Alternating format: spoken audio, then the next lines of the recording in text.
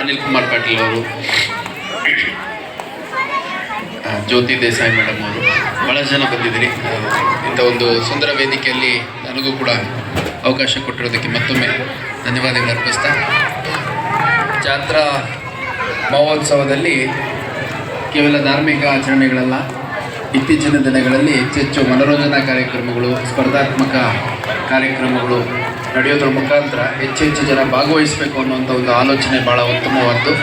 ನಾನಿಲ್ಲಿ ನೋಡೋದಾದರೆ ಇವತ್ತು ಮಧ್ಯಾಹ್ನ ಸಾಮೂಹಿಕ ವಿವಾಹ ಕೂಡ ಮಾಡಿದ್ದಾರೆ.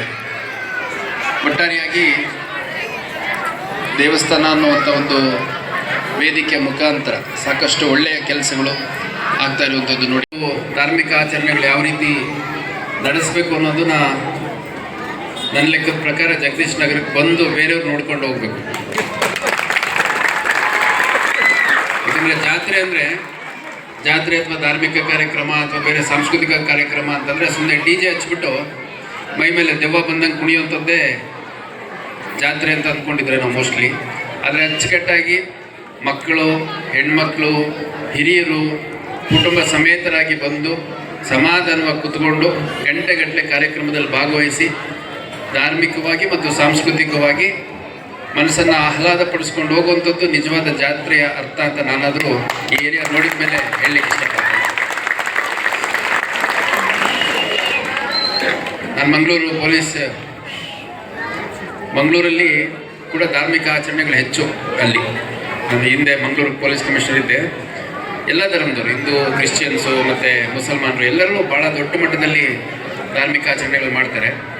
ಅಲ್ಲಿ ರಾತ್ರಿ 11 ಗಂಟೆ 12 ಗಂಟೆ 1, 2, 3 ಗಂಟೆ ಆದ್ರೂ ದೈವದ ಕಾರ್ಯಕ್ರಮಗಳು ಮತ್ತು ವಿವಿಧ ಆಚರಣೆಗಳು ನಡೀತಾ ಇದ್ವು. ನಮಗೆ ಅಲ್ಲಿ ಹೆಣ್ಮಕ್ಳು ರೆಡಿಯಾಗಿ ಬರೋದು ನೋಡಿಬಿಟ್ರೆ ಟೆನ್ಷನ್ ಶುರುವಾಗೋದು. ಅರ್ಧ kg 1 kg ಬಂಗಾರ ಹಾಕೊಂಬರೋದು. ಯಾರಾದರೂ ಚೈನ್ ಸ್ನ್ಯಾಚಿಂಗ್ ಮಾಡ್ಕೊಂಡು ಹೋಗ್ಬಿಟ್ರೆ ಹೆಂಗೆ, ಯಾರಾದರೂ ಅಡ್ಡ ಹಾಕ್ಬಿಟ್ಟು ರಾಬರಿ ಮಾಡ್ಕೊಂಡು ಹೋದ್ರೆ ಹೆಂಗೆ ಅಂತ. ಆದರೆ ಇಲ್ಲಾಗಲಿ, ಮಂಗಳೂರಲ್ಲಾಗಲಿ, ಬೆಂಗಳೂರಲ್ಲಾಗಲಿ, ಎಲ್ಲೇ ಆಗಲಿ ಧಾರ್ಮಿಕ ಕಾರ್ಯಕ್ರಮಗಳಿಗೆ ಹೋಗಿ ಬರೋಂಥ ಹೆಣ್ಮಕ್ಳು ಮೈ ಮೇಲೆ ಕೈ ಹಾಕ್ಬಿಟ್ಟು ಒಡವೆ ಕಿತ್ಕೊಂಡು ಹೋಗುವಂಥ ಕಾಲ ನಮಗಿನ್ನೂ ಬಂದಿಲ್ಲ ಅನ್ನೋಂಥದ್ದು ಭಾಳ ಸ್ಪಷ್ಟವಾಗಿ ಕಾಣ್ತಾ ಇದೆ. ಅದೇ ರೀತಿ ಹುಬ್ಬಳ್ಳಿ, ಧಾರವಾಡ ನಗರಕ್ಕೆ ನಾನು ಬಂದಾಗಿಂದ ಭಾಳಷ್ಟು ಏರಿಯಾಗಳಿಗೆ ಭೇಟಿ ಮಾಡಿದ್ದೀನಿ. ಸುಮಾರು 100ಕ್ಕೂ ಹೆಚ್ಚು ಸಾರ್ವಜನಿಕ ಸಭೆಗಳನ್ನು ಮಾಡಿದ್ದೀನಿ. ಆ ಎಲ್ಲ ಸಭೆಗಳಲ್ಲಿ ಪೊಲೀಸರು ರೀತಿ ಗಟ್ಟಿಯಾಗಿ ಕೆಲಸ ಮಾಡಿದರೆ ನಾವೆಲ್ಲ ಗಟ್ಟಿಯಾಗಿ ನಿಮ್ಮ ಜೊತೆ ನಿಲ್ತೀವಿ ಅನ್ನುವಂಥ ಸಂದೇಶವನ್ನು ಸಾರ್ವಜನಿಕರು ಕೊಟ್ಟಿದ್ದಾರೆ. ಅದಕ್ಕೆ ನಾನು ಕೃತಜ್ಞತೆಗಳು ಅರ್ಪಿಸಲಿಕ್ಕೆ ಇಷ್ಟಪಡ್ತೇನೆ. ಯಾಕಂದರೆ ಇಲ್ಲಿ ನಾನು ಪ್ರಾರಂಭದಲ್ಲಿ ಬಂದಂಥ ಸಂದರ್ಭದಲ್ಲಿ ಕೆಲವು ವಿಷಯಗಳು ಸಮಸ್ಯೆಯಾಗಿ ಕಾಡಿದ್ವು. ಒಂದು ಮಾದಕ ವಸ್ತುಗಳ ವಿಷಯ ಇರ್ಬೋದು, ಎರಡನೇದು ಕೆಲವು ಕಡೆ ಇರುವಂಥ ರೌಡಿಸಮ್ ಸಮಸ್ಯೆ ಇರ್ಬೋದು, ಮೂರನೇದು ಈ ಮೀಟ್ರ್ ಬಡ್ಡಿ ದಂಧೆ. ಈ 3 ವಿಷಯಗಳಲ್ಲಿ ನಾವು ಯಾವಾಗ ಗಟ್ಟಿಯಾಗಿ ಕೆಲಸ ಮಾಡಲಿಕ್ಕೆ ಪ್ರಾರಂಭ ಮಾಡಿದ್ವಿ, ಸಾರ್ವಜನಿಕರು ನಿಜವಾಗ್ಲೂ ತುಂಬ ಹೃದಯದಿಂದ ನಮ್ಮ ಕೆಲಸವನ್ನು ಅಪ್ರಿಷಿಯೇಟ್ ಮಾಡಿದ್ದಾರೆ ಮತ್ತು ಇನ್ನೂ ಬೋಲ್ಡಾಗಿ ಕೆಲಸ ಮಾಡಿ ಅನ್ನುವಂಥ ಒಂದು ಸಂದೇಶವನ್ನು ಸಾರ್ವಜನಿಕರು ಕೊಟ್ಟಿದ್ದಾರೆ ಅಂತ ಈ ಸಂದರ್ಭದಲ್ಲಿ ಹೇಳಲಿಕ್ಕೆ ಇಷ್ಟಪಡ್ತೀನಿ. ಯಾಕೆಂದರೆ ಇಲ್ಲಿ ಅನಿಲ್ ಕುಮಾರ್ ಪಾಟೀಲ್ ಅವರಿದ್ದಾರೆ, ಮತ್ತು ಬೇರೆ ಬೇರೆ ಪಕ್ಷಕ್ಕೆ ಸೇರಿರೋರು ಇರ್ಬೋದು. ಎಲ್ಲರೂ ನಿರೀಕ್ಷೆ ಮಾಡುವಂಥದ್ದು ಪೊಲೀಸರು ಗಟ್ಟಿಯಾಗಿ ಕೆಲಸ ಮಾಡಬೇಕು ಮತ್ತು ಸಾರ್ವಜನಿಕರು, ಮುಖ್ಯವಾಗಿ ಹೆಣ್ಮಕ್ಳಿರ್ಬೋದು, ಮಕ್ಕಳಿರ್ಬೋದು, ವಯಸ್ಸಾದಂಥವ್ರು ಇರ್ಬೋದು, ನಿರ್ಭೀತಿಯಿಂದ ತಮ್ಮ ಮನೆಗಳಲ್ಲಿ ತಮ್ಮ ಏರಿಯಾಗಳಲ್ಲಿ ಓಡಾಡುವಂಥ ವಾತಾವರಣ ನಿರ್ಮಾಣ ಆಗಬೇಕು ಅನ್ನೋಂಥದ್ದು. ಮತ್ತು ಈ ಕಾನೂನು ಬಾಹಿರ ಕೃತ್ಯಗಳಲ್ಲಿ ತೊಡಗಿಕೊಂಡಿರುವಂಥ ವ್ಯಕ್ತಿಗಳ ಮೇಲೆ ಕಠಿಣ ಕ್ರಮ ಆಗಬೇಕು ಅನ್ನುವಂಥದ್ದು. ಸೊ ಆ ಒಂದು ರೀತಿಯ ಕ್ರಮವನ್ನು ನಾವು ಕೈಗೊಂಡಂಥ ಸಂದರ್ಭದಲ್ಲಿ ಸಾರ್ವಜನಿಕರು ನಿಜವಾಗ್ಲೂ ಪೊಲೀಸ್ ಇಲಾಖೆಯ ಜೊತೆ ನಿಂತಿದ್ದೀರಿ. ಇದೇ ರೀತಿ ಸಹಕಾರ ಮುಂದೆ ಕೂಡ ಇರಲಿ ಅಂತ ನಾನು ಈ ಸಂದರ್ಭದಲ್ಲಿ ನಿಮಗೆಲ್ಲ ಕೇಳಲಿಕ್ಕೆ ಇಷ್ಟಪಡ್ತೇನೆ. 3-4 ವಿಷಯಗಳನ್ನು ನಾನು ಇದುವರೆ ಕೇಳ್ರೆ ಇಲ್ಲಿ ಎಷ್ಟ ಮಾತಾಡೋದು ನೋಡ್ರಿ. ಪೊಲೀಸರ ಭಾಷೆಯಲ್ಲಿ ಹೇಳಿದ್ರೆ ಮಕ್ಕಳು ಸುಮ್ಮನೆ ಆಗ್ತಾರೆ. ಸುಮ್ಮನೆ ಕೇಳಬೇಕು.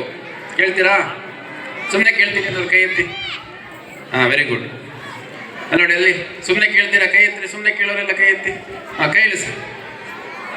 ಅಲ್ಲಿ ನೋಡಿ, ಅಲ್ಲಿ ಯಾರು ಮಾತಾಡೋದು ಸುಮ್ಮನೆ ಕೇಳ್ತೀವಿ ಅಂದ್ರೆ ಕೈ ಎತ್ತಿ. Very good. ಸೈಲೆಂಟಾಗಿ ಕೂತ್ಕೋಬೇಕು. ಕೂತ್ಕೊಳ್ಳಿ, ಕೈ ಇಳಿಸಿ. ಒಂದು 3-4 ವಿಷಯಗಳನ್ನು ನಾನು ಈ ಸಂದರ್ಭದಲ್ಲಿ ಹೇಳಿಬಿಟ್ಟು ನಾನು ಮಾತು ಮುಗಿಸ್ತೀನಿ. ಮೊಟ್ಟ ಮೊದಲನೇದಾಗಿ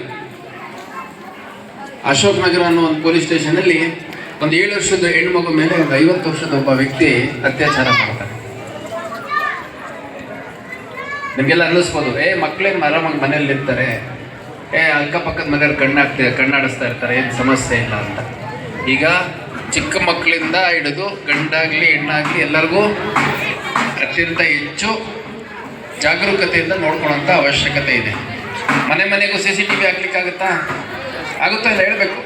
ಆಗುತ್ತಾ ಮನೆಗೆ CCTV ಹಾಕ್ಲಿಕ್ಕೆ? ಆಗಲ್ಲ. ಮನೆಗೆ ಪೊಲೀಸ್ ಇಟ್ಟು ಕಾಯ್ಲಿಕ್ಕಾಗುತ್ತಾ? ಆಗುತ್ತೇನಮ್ಮ?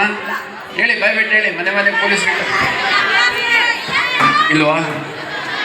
ಹಂಗಾಗಿ ಪ್ರತಿ ಮನೆಯಲ್ಲಿರುವಂಥ ಹಿರಿಯರು ಯಾರಿದ್ದೀರಿ, ಮನೆಯಲ್ಲಿರುವಂಥ ಹೆಣ್ಮಕ್ಳಿರ್ಬೋದು ಗಂಡು ಮಕ್ಳಿರ್ಬೋದು, ಯಾರಿದ್ದೀರಿ, ಮಕ್ಕಳು ಮರಿ ಎಲ್ಲಿದ್ದಾರೆ ಅಂತ ಖಂಡಿತ ನೋಡ್ಬೋದಲ್ಲ. ಆ ಕೆಲಸ ಮಾಡ್ತೀರಾ ಎಲ್ಲರೂ? ಮಕ್ಕಳು ಮರಿ ಏನು ನಿಮ್ಮ ಏರಿಯಾದಲ್ಲಿದ್ದಾರೆ, ಆ ಮಕ್ಕಳು ಏನು ಮಾಡ್ತಿದ್ದಾರೆ ಅನ್ನೋದು ಸ್ವಲ್ಪ ಗಮನ ಹರಿಸ್ಬೇಕು. ಗಮನ ಹರಿಸ್ತೀರಾ? ಗಮನ ಹರಿಸ್ತೀವಿ ಅನ್ನೋರೆಲ್ಲ ಸ್ವಲ್ಪ ಕೈ ಎತ್ತಿ. ನಾಳೆ ದಿನ ಯಾವುದೋ ಒಂದು ಅನರ್ಥ ಆದಮೇಲೆ ವ್ಯಥೆ ಪಡಬಾರ್ದಲ್ಲ, ಮೊದಲನೇ ವಿಷಯ. ಎರಡನೇದು, ಈ ಮಾದಕ ವಸ್ತುಗಳು ಯಾರಾದರೂ ಉಪಯೋಗ ಮಾಡ್ತಿದ್ರೆ ಅದ್ರ ಬಗ್ಗೆ ಪೊಲೀಸರಿಗೆ ಅಥವಾ ನಿಮ್ಮ ಏರಿಯಾದಲ್ಲಿ ಯಾರು ಸ್ವಲ್ಪ ದೊಡ್ಡವರಿದ್ದಾರೆ ಅವರಿಗೆ ಮಾಹಿತಿ ತಿಳಿಸುವಂಥ ಕೆಲಸ ಮಾಡ್ಬೇಕು. ಮಾಡ್ತೀರಾ? ಮಾದಕ ವಸ್ತುಗಳ ವಿರುದ್ಧ ನಾವು ಅಭಿಯಾನ ಮಾಡೋದ್ರಲ್ಲಿ ನೀವೆಲ್ಲ ಪಾಲ್ಗೊಳ್ತೀರಾ? ಮಾದಕ ವಸ್ತುಗಳು ಒಂದು ಮರಕ್ಕೆ ಹಿಡಿಯೋ ಗೆದ್ದಲಿದ್ದಂಗೆ. ಯಾವ ರೀತಿ ಮರಕ್ಕೆ ಗೆದ್ದಲಿಡಿದಾಗ ಹೊರಗಡೆಯಿಂದ ಏನು ಕಾಣಲ್ಲ, ಚೆನ್ನಾಗಿ ಅನ್ಸುತ್ತೆ, ಒಳಗಡೆ ಎಲ್ಲ ಪುಡಿ ಆಗೋಗಿರುತ್ತೆ. ಒಂದ್ಸರಿ ಅದು ನಿಮಗೆ ಏನಾದರೂ ಕಾಲಿಟ್ರೆ ಅದು ಕಿತ್ಕೊಂಡು ಕೆಳಗೆ ಬೀಳುತ್ತೆ. ಹಂಗೆ ಮಾದಕ ವಸ್ತುಗಳ ಒಂದು ಪ್ರಭಾವದಲ್ಲಿರುವಂಥ ವ್ಯಕ್ತಿ ಈ ಕುಡಿತಕ್ಕೆ ಒಳಗಾಗಿರೋ ವ್ಯಕ್ತಿಗಿಂತ ಅತ್ಯಂತ ತೀರಾ ಕೆಟ್ಟ ಸ್ಥಿತಿಲಿರ್ತಾರೆ. ಹಂಗಾಗಿ ಈ ಮಾದಕ ವಸ್ತುಗಳ ಉಪಯೋಗ ಯಾರಾದರೂ ಮಾಡೋಂಥವ್ರು ಇದ್ದರೆ ಅಂಥವ್ರ ಬಗ್ಗೆ ಮಾಹಿತಿಯನ್ನು ಪೊಲೀಸ್ ಸ್ಟೇಷನ್ಗೆ ಕೊಡಬೇಕು. ಕೊಡ್ತೀರಾ? ಎರಡನೇ ವಿಷಯ.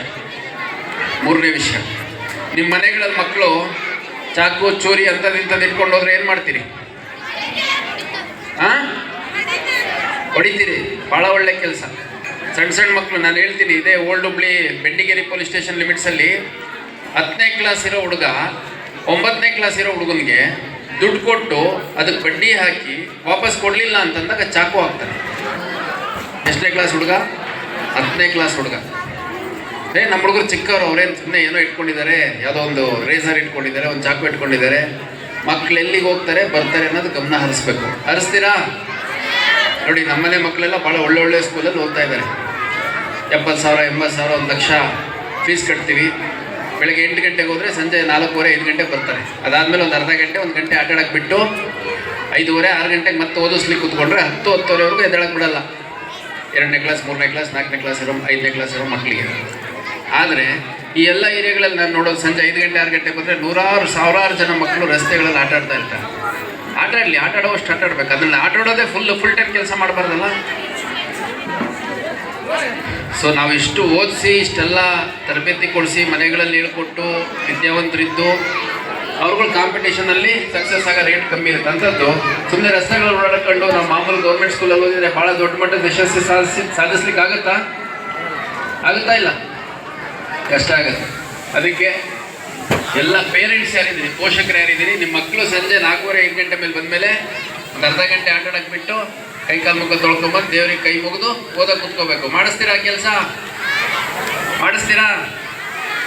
ಮಾಡಿಸಲ್ಲ ಬಿಡಿ ಸರ್, ಎಲ್ಲ ಓಡಾಡ್ಕೊಂಡಿರಲಿ ಅಂತೀರಾ? ಮಾಡಿಸ್ಬೇಕು. ಅವಾಗ ಮಾತ್ರ ಬದಲಾವಣೆ ಬರ್ಲಿಕ್ಕೆ ಸಾಧ್ಯ. ಈ ಮುಂದೆ ಒಂದು 5-10 ವರ್ಷದ ನಂತರ ಇಲ್ಲಿ ಯಾವುದೋ ಕಾರ್ಯಕ್ರಮಕ್ಕೆ ಯಾರನ್ನು ಕರಿಬೇಕು, ಕಮಿಷನರ್ ಕರಿಬೇಕು, DC ಕರಿಬೇಕು ಅನ್ನಂಗೆ ಇರಬಾರ್ದು. ನಿಮ್ಮ ಏರಿಯಾದ ಹುಡುಗನೇ ಯಾರೋ ಒಬ್ಬ ಸಬ್ ಇನ್ಸ್ಪೆಕ್ಟರ್ ಆಗಿರ್ತಾನೆ, ಯಾರೋ ಒಬ್ಬ IPS ಮಾಡ್ಕೊಂಡಿರ್ತಾನೆ, ಯಾರೋ ಒಬ್ಬ DC ಆಗಿರ್ತಾನೆ. ಅಂಥವ್ರು ಕರ್ಸೋಂಥ ಕೆಲಸ ಆಗಬೇಕು. ಆ ಕೆಲಸ ಆಗಬೇಕು ಅಂದರೆ ಇವಾಗ ಮನೇಲಿ ಕುಂಡ್ರಿಸಿ ಓದಿಸೋ ಕೆಲಸ ಅಂತ ಆಗಬೇಕು. ಗಂಡು ಮಕ್ಕಳಿಗಿಂತ ಹೆಣ್ಮಕ್ಳಿಗೆ ಸ್ವಲ್ಪ ಓದ್ಸೋಕ್ಕೆ ಜಾಸ್ತಿ ಫೋಕಸ್ ಮಾಡಿ. ಅಟ್ಲೀಸ್ಟ್ ಅವ್ರು ಶ್ರದ್ಧೆಯಿಂದ ಓದ್ತಾರೆ. ಗಂಡು ಮಕ್ಕಳಿಗಿಂತ ಭಾಳ ಚೆನ್ನಾಗಿ ಓದ್ತಾರೆ. ಎಲ್ಲ ಶಾಲೆಗಳಲ್ಲಿ ಹೆಣ್ಮಕ್ಳೆಲ್ಲ ಜಾಸ್ತಿ ಚೆನ್ನಾಗಿ ಓದೋದು. ಸೊ ಗಂಡು ಮಕ್ಕಳಿದ್ದರೂ ಓದಿಸಿ, ಹೆಣ್ಮಕ್ಳಿಗೆ ಸ್ವಲ್ಪ ಜಾಸ್ತಿ ಓದಿಸಿ, ಬೇಗ ಮದುವೆ ಮಾಡೋದು ಇನ್ನೊಂದು ಮತ್ತೊಂದೆಲ್ಲ ಮಾಡಬೇಡಿ. ಮನೇಲಿ ಒಂದು ಒಳ್ಳೆ ವಾತಾವರಣ ನಿರ್ಮಾಣ ಮಾಡಿ. ಮನೇಲಿ ಸುಮ್ಮನೆ ಅಂಥವಿಂಥವು ಮಾತಾಡಿಕೊಂಡು TV ಹಾಕ್ಕೊಂಡು ಕುಡುಕ್ ಬಂದು ಗಲಾಟೆ ಮಾಡಿಕೊಂಡು ಈ ಥರ ಎಲ್ಲ ಇದ್ದರೆ ಯಾರೂ ಓದೋಕ್ಕಾಗಲ್ಲ. ನಾಳೆ ದಿನ ಆಟೋ ಹೊಡಿತಿದ್ದ ಮಗ ಇನ್ನು ಆಟೋನೂ ಹೊಡಿಯೋಕ್ಕೆ ಕಮ್ಮಿ ಅನ್ನಂಗೆ ಯಾವುದೋ ಒಂದು ಗೌಂಡಿ ಕೆಲಸ ಹೋಗೋದು ಮಾಡಬೇಕು. ನಾಳೆ ದಿನ ಇವತ್ತು ಗೌಂಡಿ ಕೆಲಸ ಮಾಡ್ತಿರೋ ಮನೇಲಿ ಸುಮ್ಮನೆ ಅಟ್ಲೀಸ್ಟ್ ಗಿಲಾವ್ ಮಾಡ್ತಿರೋನು ಮಕ್ಕಳು ನಾಳೆ ದಿವಸ ಕಲ್ಲು ಮಣ್ಣು ಹೊರೋವಂಥ ಸಂದರ್ಭ ಬರುತ್ತೆ. ಅದಾಗಬಾರ್ದು ಅನ್ನೋಂಗಿದ್ರೆ ಮಕ್ಕಳಿಗೆ ಒಳ್ಳೆ ವಿದ್ಯಾಭ್ಯಾಸ ಕೊಡಿಸ್ಬೇಕು. ನೋಡಿ ಇಲ್ಲಿ ಕೇಳಿ, ಮಕ್ಕಳಿಗೆ ಒಂದು SLC ಪಾಸ್ ಆಗೋರ್ಗು ಓದಿಸ್ಬಿಡಿ. SLC ಪಾಸ್ ಆಗೋರ್ಗು ಓದಿಸಿದ್ರೆ ಆಮೇಲೆ ಕೆಟ್ಟ ಕೆಲಸ ಮಾಡ್ಲಿಕ್ಕೆ ಅವ್ರಿಗೆ ಮನಸ್ಸಾಗಲ್ಲ. ನಂದು SLC ಪಾಸ್ ಆಗಿರುತ್ತೆ ಅಂದ್ಕೊಳ್ಳಿ, ಕಳ್ತನ ಮಾಡಬೇಕು ಅಂತ ಒಂದು ಆಲೋಚನೆ ಬರುತ್ತೆ. ನನಗನ್ಸುತ್ತೆ ನಾನು ಎಜುಕೇಟೆಡ್ ಇದ್ದೀನಿ, ಕಳ್ತನ ಮಾಡಬಾರ್ದು, ಒಂದೇನೋ ಕೆಟ್ಟ ಕೆಲಸ ಮಾಡಬೇಕು ಅನಿಸುತ್ತೆ. ಅವಾಗ ನಾನು ವಿದ್ಯಾಭ್ಯಾಸ ಮಾಡಿದ್ದೀನಿ, ನನ್ನೆಲ್ಲ ಗೌರವಿಸ್ತಾರೆ, ನಾನು ಈ ಕೆಲಸ ಮಾಡಬಾರ್ದು. ಹೆಣ್ಮಕ್ಳೇನೋ ಓಡಾಡೋದಕ್ಕೆ ಚುಡಾಯಿಸೋಕೆ ಮನಸ್ಸಾಗುತ್ತೆ. ಅಂಥ ಸಂದರ್ಭದಲ್ಲಿ ನಾನು ಈ ಕೆಲಸ ಮಾಡಬಾರ್ದು, ಇದೆಲ್ಲ ಅವಿದ್ಯಾವಂತರು ಮಾಡೋ ಕೆಲಸ ಅಥವಾ ಅನಾಗರಿಕರು ಮಾಡೋ ಕೆಲಸ, ನಾನು ಓದಿದ್ದೀನಿ. ಮಕ್ಕಳಿಗೆ ನೀವು ಓದಿಸಿದ್ರೆ ಅದು ಜನ್ರೇಷನ್ ಆಫ್ಟರ್ ಜನ್ರೇಷನ್, ನಿಮ್ಮ ಮುಂದಿನ ಪೀಳಿಗೆಗೆ ನೀವು ಒಂದು ಒಳ್ಳೆ ರಕ್ಷಣೆ ಕೊಡ್ತೀರಾ. ಚೆನ್ನಾಗಿ ಓದಿಸೋಂಥ ಕೆಲಸ ಮಾಡ್ತೀರಾ? ಹೇಳ್ಬೇಕು. ಕೇಳ್ತಾ ಇದ್ದೀರಾ ಅಟ್ಲೀಸ್ಟ್ ನಾನು ಏನು ಹೇಳ್ತಿದ್ದೀನಿ ಅಂತ? ನಾನು ಹೇಳೋದು ಯಾರಿಗೆ ಕೇಳಿಸ್ತಾ ಇದೆ? ಸ್ವಲ್ಪ ಕೈ ಎತ್ತಿ ನೋಡೋಣ. ನಿಮಗೆ ಹೇಳೋದು ಬೇಡ, ಡೈರೆಕ್ಟ್ ಮಕ್ಕಳಿಗೆ ಹೇಳ್ಬಿಡ್ತೀನಿ. ನೀಟಾಗಿ ಓದ್ತೀರಾ? ಮನೆಗಳಲ್ಲಿ ಹೋಗಿ ನೋಡಿ ಎಷ್ಟು ಚೆನ್ನಾಗಿ ರೆಸ್ಪಾಂಡ್ ಮಾಡ್ತಾರೆ. ಸಂಜೆ 4:15ಗೆ ಸ್ಕೂಲಿಂದ ಬಂದಮೇಲೆ ಒಂದು ಅರ್ಧ ಗಂಟೆ 3/4 ಗಂಟೆ ಆಟ ಆಡ್ಕೊಂಡು ವಾಪಸ್ ಹೋಗಿ ಒಂದು 3-4 ಅವರ್ಸ್ ಕುತ್ಕೊಂಡು ಓದ್ಕೋಬೇಕು. 3-4 ಗಂಟೆ ಓದ್ಕೋತೀರಾ? ಜೋರಾಗಿ ಹೇಳಿ, ಓದ್ಕೋತೀರಾ? ನೋಡಿ, ನನ್ನ ಮುಂದೆ ಗ್ಯಾರಂಟಿ ಕೊಟ್ಟಿದ್ದಾರೆ. ಇನ್ನು ಪೇರೆಂಟ್ಸ್ ಕೆಲಸ, ಕಮಿಷನರ್ ಇದ್ರಿಗೆ ಹೇಳಿದ್ದಲ್ಲಪ್ಪ ಓದು ಅಂತ ಕರ್ಕೊಂಡು ಹೋಗ್ಬೇಕು. ಮೊದಲನೇ ದಿನ ಸುಮ್ಮನೆ ಕುತ್ಕೊಂಡಿರ್ತಾರೆ, 2ನೇ ದಿನ ಆ ಕಡೆ ಈ ಕಡೆ ನೋಡ್ತಾರೆ, 3ನೇ ದಿನ ನನಗೆ ಆಟ ಆಡಕ್ಕೆ ಬಿಡ್ತಿಲ್ಲ ಅಂತ ಕಿರಿಕಿರಿ ಮಾಡ್ತಾರೆ, 4ನೇ ದಿನ ಬುಕ್ ತೆಗಿತಾರೆ, 5ನೇ ದಿನದಿಂದ ತಂತಾನು ಓದ್ಕೊಂಡು ಕುತ್ಕೋತಾರೆ. ಸೊ ಉದ್ಧಾರ ಆಗೋದು ನಿಮ್ಮನೆ ಮಕ್ಕಳು. ಹಂಗಾಗಿ ನಿಮ್ಮ ಸ್ವಾರ್ಥಕ್ಕಾದ್ರೂ ಮಕ್ಕಳನ್ನ ಕುಂಡ್ರಿಸಿ ಓದಿಸೋಂಥ ಕೆಲಸ ಮಾಡ್ತೀರಾ? ಜೋರಾಗಿ ಹೇಳಿ, ಮಾಡ್ತೀರಾ?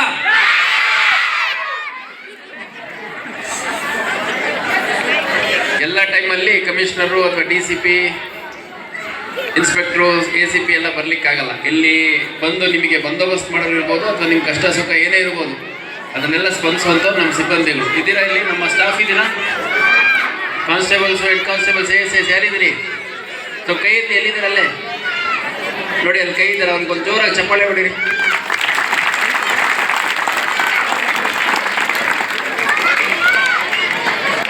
ಅವ್ರು ಬಂದಂಥ ಸಂದರ್ಭದಲ್ಲಿ ಏನು ಹೇಳ್ತಾರೆ ಕೇಳಿ. ರಸ್ತೆಯಲ್ಲಿ ಗಲಾಟೆ ಮಾಡ್ತಿದ್ರೆ ಹೋಗ್ರಲ್ಲಿ ಒಳಗೆ ಅಂತ ಹೇಳಿದ್ರೆ ಹೋಗಿ, ನಿಮ್ಮ ಒಳ್ಳೇದಕ್ಕೆ ಹೇಳೋದು. ಹಬ್ಬ ಹರಿದಿನ ಜಾತ್ರೆ ನಿಮ್ದೆಲ್ಲ ಇದ್ದಾಗ ಅವ್ರ ಮನೆಗಳಲ್ಲಿ ಏನೇ ಕೆಲಸ ಕಾರ್ಯ ಇದ್ರು ಬಿಟ್ಕೊಂಡು ಬಂದೋಬಸ್ತ್ ಮಾಡ್ತಾರಲ್ಲ. ಗಣಪತಿ ಹಬ್ಬ ನೀವೆಲ್ಲ ಮಾಡ್ಬೇಕಾದ್ರೆ ಪೊಲೀಸರು ಮನೇಲಿ ಗಣಪತಿ ಹಬ್ಬ ಮಾಡ್ತಾರೆ, ಬಂದು ನಿಮಗೆ ರಕ್ಷಣೆ ಕೊಡ್ತಾರೆ. ಈದ್ ಮಿಲಾದು ಇಲ್ಲ ಕ್ರಿಸ್ಮಸ್ ಮಾಡ್ಬೇಕಾದ್ರೆ ಎಲ್ಲ ಹಬ್ಬ ಮಾಡ್ತಿರ್ತೀರಲ್ಲ, ನಮ್ಮ ಪೊಲೀಸರು ಏನು ಮಾಡ್ತಿರ್ತಾರೆ? ಬಂದೋಬಸ್ತ್ ಮಾಡ್ತಿರ್ತಾರೆ. ಹಂಗಾಗಿ ಅವ್ರಿಗೂ ಸ್ವಲ್ಪ ರೆಸ್ಪೆಕ್ಟ್ ಕೊಡ್ಬೇಕಲ್ಲ. ಒಳ್ಳೆ ರೀತಿಯಲ್ಲಿ ನಡೆಸ್ಕೋತೀರಾ ಪೊಲೀಸರನ್ನ?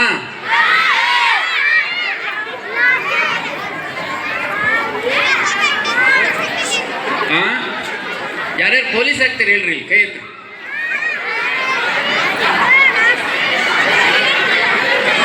ಪೊಲೀಸ್ ಆಗ್ತೀರಾ? ಕೈ ಇಳಿಸಿ. ನೋಡಿ, ಮಕ್ಕಳು ರೆಡಿ ಇದ್ದಾರೆ, ಓದ್ಸಕ್ ಪೇರೆಂಟ್ಸ್ ರೆಡಿ ಆಗಬೇಕು. ಪೇರೆಂಟ್ಸ್ ರೆಡಿ ಇದ್ದೀರಾ? ಮಾಡಿ. ಇನ್ನು ಮತ್ತೆ ಬೇರೆ ಬೇರೆ ಸಂದರ್ಭದಲ್ಲಿ ಮೀಟಿಂಗ್ ಬರ್ತೀವಿ. ಆ ಸಂದರ್ಭದಲ್ಲಿ ಮಕ್ಕಳಿಗೆ ಪೊಲೀಸ್ ಆಗಬೇಕು ಅಥವಾ DC ಆಗಬೇಕು ಅಥವಾ ಡಾಕ್ಟರ್ ಆಗಬೇಕು ಅನ್ನೋಂಥ ಆಲೋಚನೆ ಮನಸ್ಸಲ್ಲಿದ್ದರೆ ಸಾಕಷ್ಟು ಬದಲಾವಣೆ ನೋಡ್ಲಿಕ್ಕೆ ಸಾಧ್ಯ ಆಗುತ್ತೆ. ಏನ್ರಿ? ಇವೆಲ್ಲ ಫಸ್ಟು ಈ ಪೋಸ್ಟಲ್ ಮಕ್ಕಳು ಫೋಟೋ ಹಾಕೋದು ತೆಗೀರಿ. ಹೆಣ್ಮಕ್ಳು ಎಲ್ಲ ಮೆಂಬರ್ಸ್ ಇರೋರು ಅವ್ರಿವ್ರು ಪರವಾಗಿಲ್ಲ, ಮಕ್ಕಳು ಫೋಟೋ ಹಾಕೋದು, ಆಮೇಲೆ ದುಡ್ಡು ಕೊಟ್ಟರು ಒಂದು 5,000 10,000 ಅಂತಂದು ರೌಡಿ ಶೀಟರ್ಸ್ ಫೋಟೋ ಹಾಕೋದು, ಇದೆಲ್ಲ ಎನ್ಕರೇಜ್ ಮಾಡಬಾರ್ದು. ಹೌದಲ್ಲ? ಅಂತಂದು ಫ್ಲೆಕ್ಸ್ ಹಾಕಿದ್ರೆ ಏನಾಗುತ್ತೆ? ಜನಗಳಿಗೆ ಅವನು ಮಾದರಿ ವ್ಯಕ್ತಿ ಆಗ್ತಾನೆ.